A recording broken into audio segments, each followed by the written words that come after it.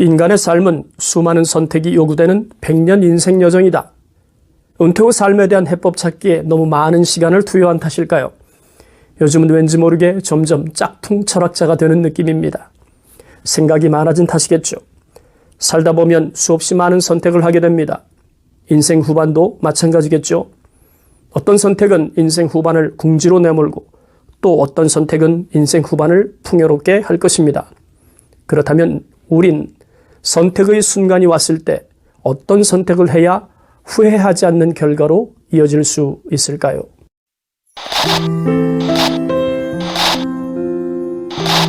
안녕하세요. 은퇴살이 40년 해법 찾기를 고민하는 고갈TV 이종범입니다. 오늘 영상은 실수는 최소화하면서 나에게 최적화된 노후 만들기입니다. 요거타 쇼테는 그의 책 나이 드는 게 두렵지 않습니다 에서 50대 이후엔 삶의 우선순위를 바꿔야 한다고 주장합니다. 그가 말하는 우선순위 변경은 아래 그림과 같습니다. 먼저 50대 이전에는 너나 할 거 없이 성공을 위해 달려갑니다. 한마디로 정의하면 성공지향적 삶이라고 할 수 있겠죠. 반면에 50대 이후에는 심신, 건강에 방점을 둔 삶이어야 한다고 말합니다. 저는 이런 삶을 자신의 내면에 집중하는 성찰지향적 삶이라고 생각합니다. 이는 세상 밖에 있는 것을 소유하기 위해서 고군분투하기보다는 성공을 향해 앞만 보고 달려가는 동안 외면했던 자기 자신의 숨겨진 가치를 재발견하고 그에 맞는 삶을 추구하는 것이 50대 이후에 해야 할 일이라고 생각합니다.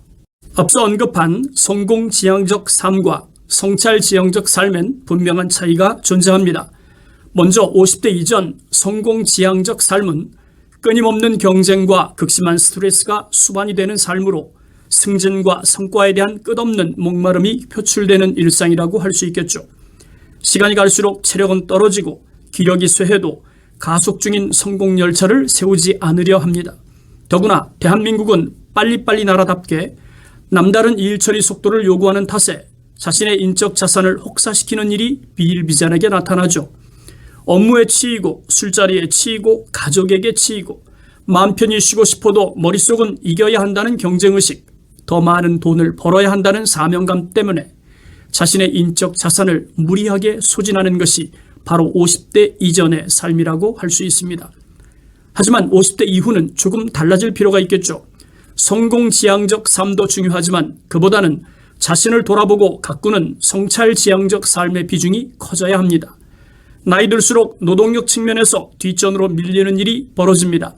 그래서일까요? 더 나은 성공을 지향하는 것이 쉽지 않습니다. 뿐만 아니라 50대가 되면 퇴물이라고 생각하는 사람이 늘어나는 것도 부정하기 어렵죠. 그렇다 보니 마음은 28 청춘이라고 항변을 해도 누구 하나 귀담아 듣는 사람이 없습니다.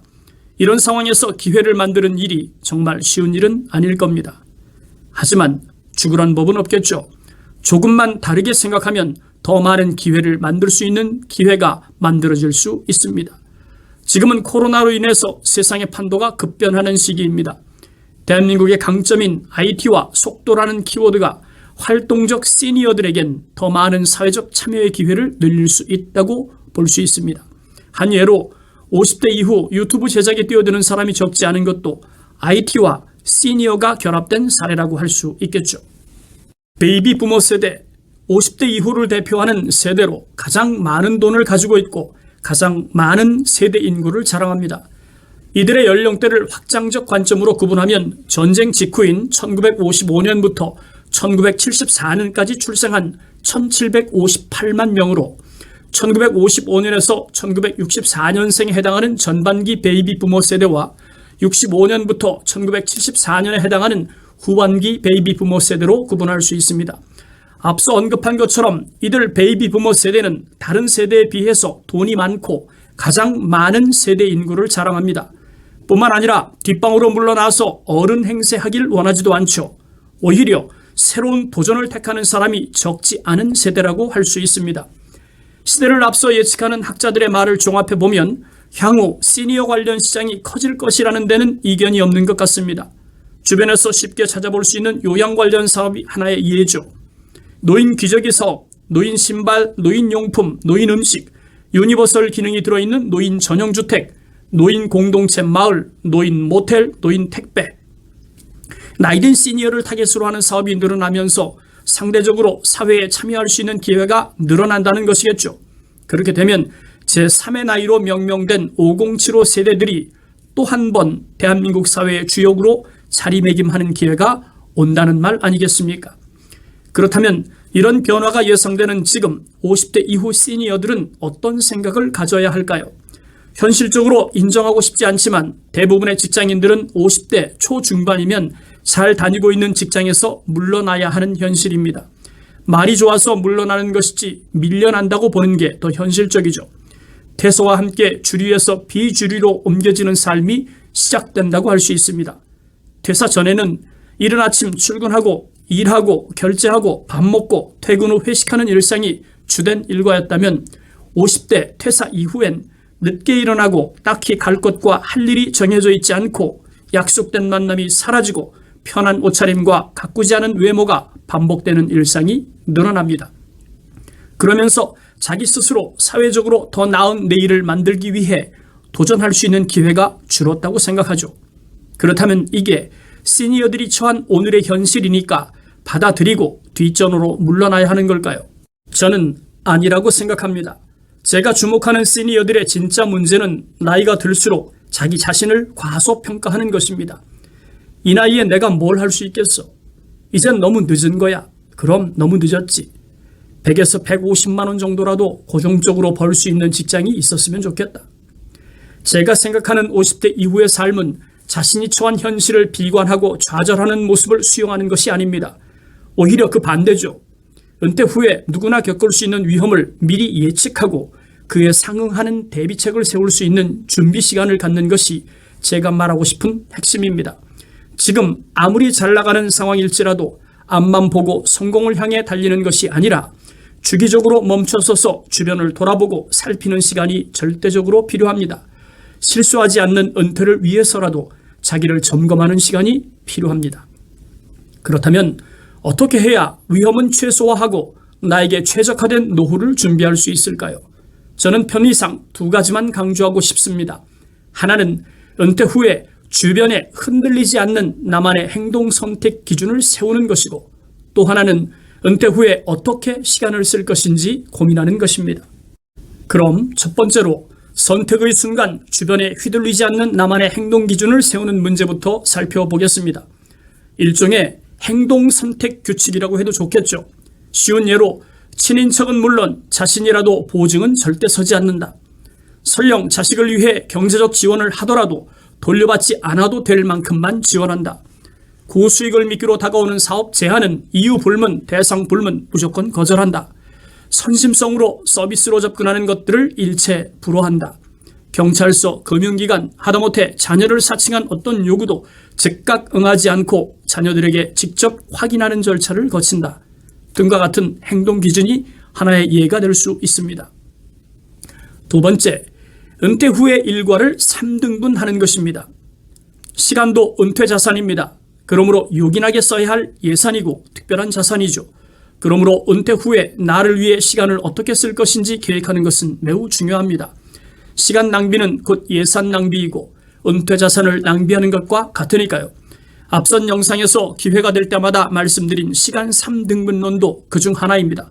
간단히 요약하면 하루 24시간 중에서 잠자는 6시간에서 8시간을 제외하고 나머지 16시간에서 18시간을 3등분해서 사용하는 것이죠.